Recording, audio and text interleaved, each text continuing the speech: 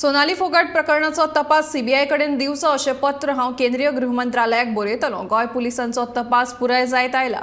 गोंयचे पुलीस बरो तपास करतात, पूण लोकांची मागणी विचारांत घेवन हें प्रकरण सीबीआय कडेन दितले अशें मुख्यमंत्री प्रमोद सावंतान सांगलें।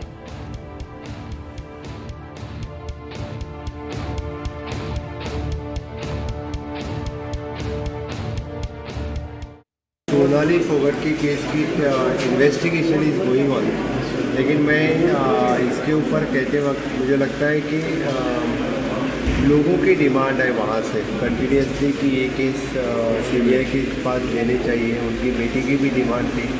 हमें उस केस में यानी हमारे पुलिस के ऊपर पूरा भरोसा है और डेफिनेटली जो बहुत अच्छी तरह से इन्वेस्टिगेशन कर रहा है। बहुत अच्छे क्लूज़ भी उनको मिले हैं, लेकिन लोगों के डिमांड ध्यान में रखते हुए और उनकी बेटी की कंटिन्यूसली डिमांड ध्यान में रखते हुए उन्होंने मैंने प्रेस मीडिया में भी बाकी भी मुझे रिक्वेस्ट की है कि वो सीबीआई के पास दे देना चाहिए। और फिर आज हम वो केस सीबीआई के पास दे रहे हैं। मैं डेफिनेटली इस केस को आज मैं खुद होम मिनिस्टर को चिट्ठी लिख रहा हूँ कि ये केस सीबीआई के पास देने के लिए मैं खुद चिट्ठी